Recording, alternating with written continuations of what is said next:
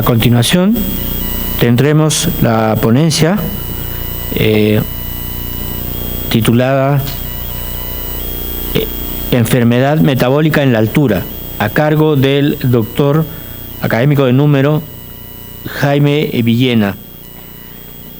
El doctor Jaime Villena es endocrinólogo del Hospital Nacional Cayetano Heredia, es endocrinólogo de la Clínica Delgado, profesor principal de Medicina de la Universidad Peruana Cayetano Heredia, ha sido vicerrector académico y director del Instituto de Investigaciones de la Altura de la misma universidad, miembro de número de la Academia Nacional de Medicina y fellow del American College of Endocrinology y past presidente de la Sociedad Peruana de Endocrinología.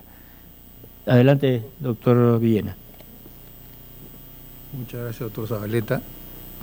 Vamos a tocar el tema de enfermedad metabólica en la altura.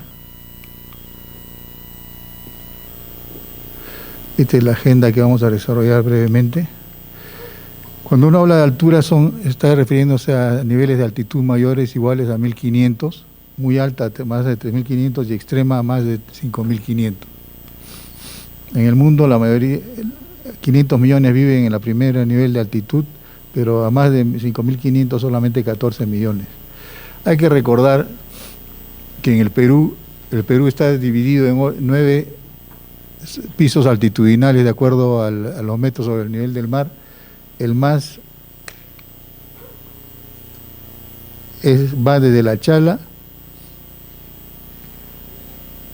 hasta la región Janca, que es la más alta en la vertiente occidental, y en la vertiente oriental la región Omagua hasta la región Yunga fluvial. Hemos estudiado la vertiente occidental, pero no se ha estudiado nunca la vertiente oriental.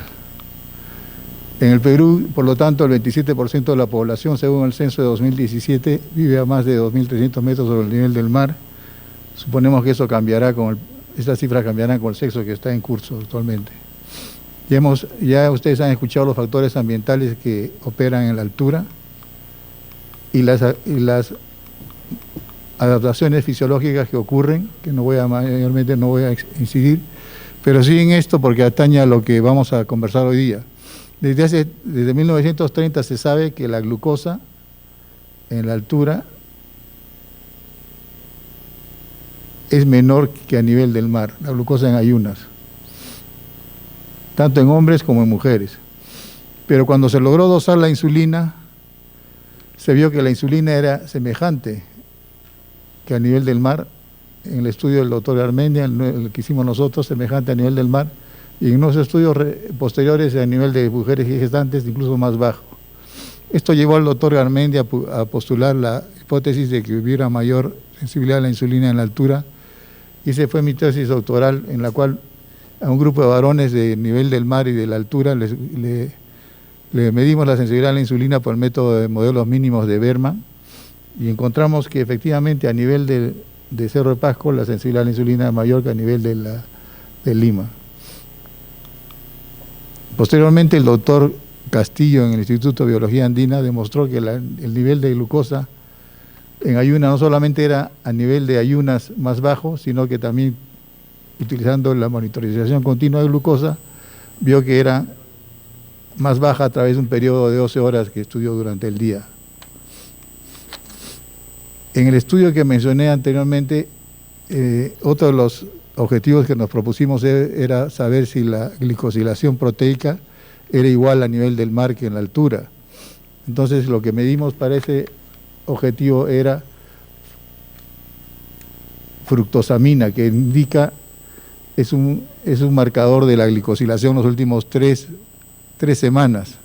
Y como ven, no encontramos diferencia. Y medimos hemoglobina A1, en esa época no había todavía hemoglobina 1C en el Perú, y tampoco hubo diferencia. ¿Por qué no hubo diferencia a pesar de la glucosa más baja? No hemos encontrado muchas explicaciones, una de las cuales podría ser quizás la falta de potencia del estudio, ¿no? Quizás necesitábamos una población más grande. Lo que sí encontramos también en los adultos era un menor perímetro, un perímetro de la cintura semejante en ambas altitudes, pero un perímetro de la cadera menor en el Cerro de Pasco que en la altura, de tal manera que el índice cintura-cadera era más alto en la sierra que a nivel del mar. Esto podría hacer pensar que los de altura tenían mayor riesgo cardiovascular, pero no, que lo que tenían era menor grasa a nivel de la cadera. Y eso también lo mismo observamos a nivel del perímetro braquial, es mayor en la altura que es mayor en Lima que a nivel de altura.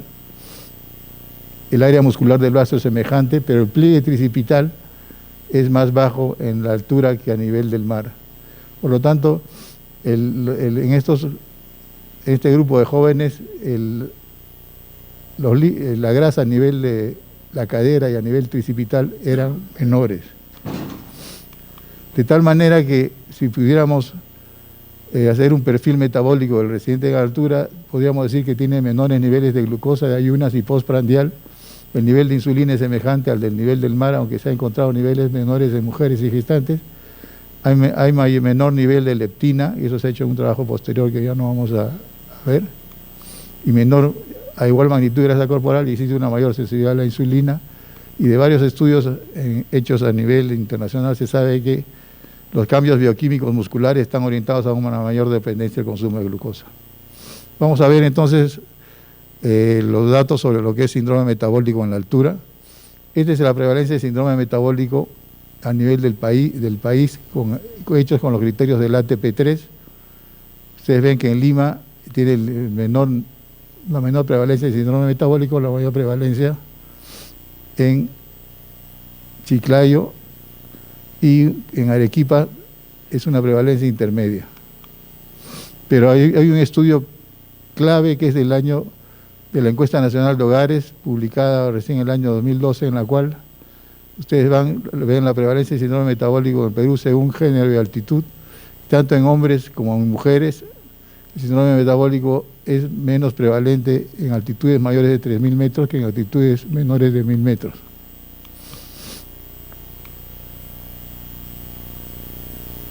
Y eso vale para todas las alteraciones lipídicas, son menores a más de 3.000 metros que en altitudes medias o en altitudes más bajas.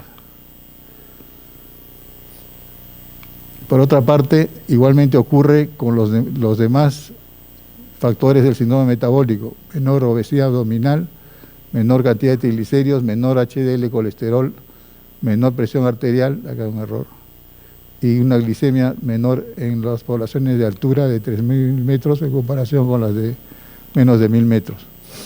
En el estudio de prevención hecho acá en Arequipa, encontraron una prevalencia de síndrome metabólico de 14.3% en hombres y 23% en mujeres. La prevalencia aumentaba con la edad en ambos sexos. Y la prevalencia de los factores de síndrome metabólico eran a predominio en los varones, a predominio de los triglicéridos altos, el HDL colesterol bajo y mayor presión arterial. En cambio, en las mujeres había mayor obesidad abdominal, mayor niveles de triglicéridos y menores niveles de HDL colesterol.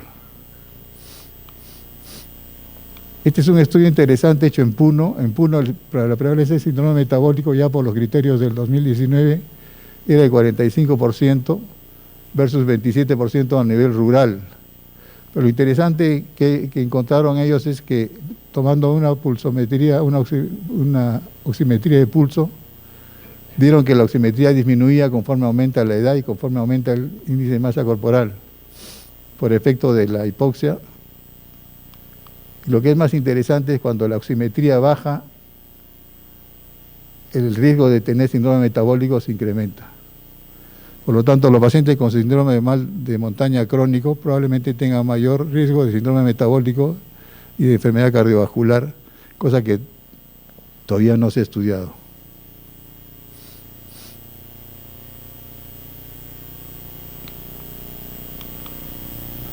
Este estudio ya lo comentó el doctor Medina, es hecho en Ecuador, en estudiantes universitarios, y vean, conforme aumenta la altura, tiene menores niveles de hipercolesterolemia, de hiperglicemia y de síndrome metabólico, según la regresión logística o según el método de Bootstrap de regresión logística. Entonces, el síndrome metabólico probablemente tenga menor prevalencia en altitudes mayores de 3.000 metros con toda seguridad. En las altitudes medianas de 3.500 y 3.000, en algunas zonas sale similar al nivel del mar y en otros estudios salen igualmente menores que a nivel del mar. El otro problema de la enfermedad metabólica es la obesidad, que en el Perú se está incrementando desde el año 2013 hasta el año 2022, está un incremento de tanto el exceso de peso como de la obesidad y del sobrepeso. Pero ese incremento es mayor cuando se ve la región de la sierra es menor y es mayor en la región de la costa. Al respecto, también en la misma encuesta que les comenté anteriormente, se vio que a nivel de Lima el perímetro de la cintura era 92, en la sierra urbana 88, en la sierra rural 86 y a nivel de la costa 88. Y el porcentaje de obesidad analizado según la altitud, vemos que a mayor altitud existe mayor prevalencia de bajo peso, mayor prevalencia de peso normal y menor prevalencia de sobrepeso y menor prevalencia de obesidad. Y eso se repite a nivel de todos los grupos etarios, por encima de los 1.500 metros, es menor que con respecto a altitudes menores. Y eso se ha observado también en Estados Unidos. Estados Unidos, en este estudio del doctor Woolcott, que es un peruano que vive allá, se ve que conforme aumenta la altitud de residencia, la obesidad disminuye con respecto a los estados que tienen altitudes menores. Y por último, lo otro es la prevalencia de disglicemia. La prevalencia de glucosa mayor de 100 en ayunas es menor también en las altitudes mayores de 3.000 metros, es mediana en las altitudes de 1.000 a 2.099 y es más alta en altitudes menores de 1.000. Lo mismo ocurre con la glucosa mayor de 110 y sobre todo con la diabetes mellitus.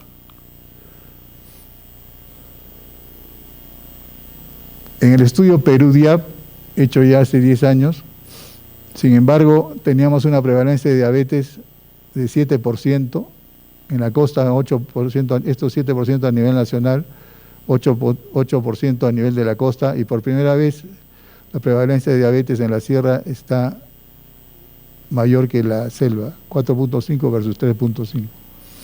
Y lo que es un poco decepcionante es que aquellas personas que en la encuesta dijeron que eran diabéticas, en Lima tenían acceso a las medicinas en un 72%, al igual que en la selva, pero en la sierra solamente un 55% tenían acceso a un tratamiento, lo que habla de la inequidad que todavía existe para los compatriotas que viven por encima de los 1.500 metros.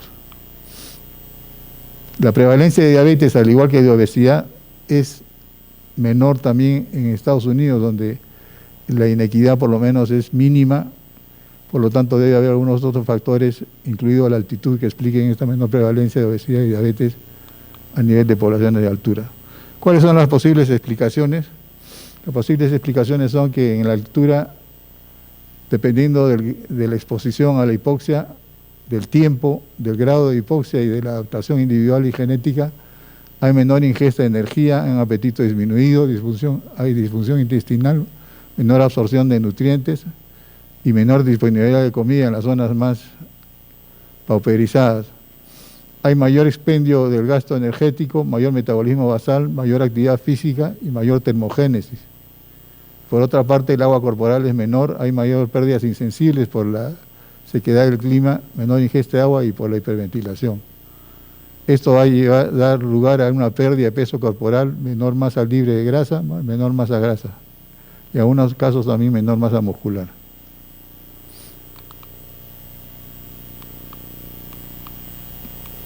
Entonces, en este otro esquema vemos que para explicar esto hay factores de adaptación genética, los polimorfismos que hemos visto, el factor inducible por hipoxia produce down regulation en algunas vías metabólicas, lo cual va a haber también down regulation de la glicólisis. Hay cambios fisiológicos como la menor absorción de azúcares, menor glucogenólisis, mayor sensibilidad a la insulina, mayor captación de la glucosa, anorexia y aumento de la termogénesis. Y también van a haber cambios de estilos de vida, como la dieta diferente, el bajo ingreso económico, mayor ejercicio físico e índice de masa corporal. Y como ocurre todo en medicina, tanto la adaptación genética, los cambios fisiológicos y los estilos de vida están interrelacionados. Entonces, para concluir, podemos decir que la hipoxia crónica de la gran altitud induce cambios adaptativos fisiológicos y estilos de vida que se manifiestan por una menor glicemia, mayor sensibilidad a la insulina y mayor termogénesis. Y la menor prevalencia en la altura de la enfermedad metabólica es multifactorial, que incluyen factores genéticos, ambientales, socioculturales y económicos. Eso es lo que quería comunicarles brevemente. Muchas gracias por su atención.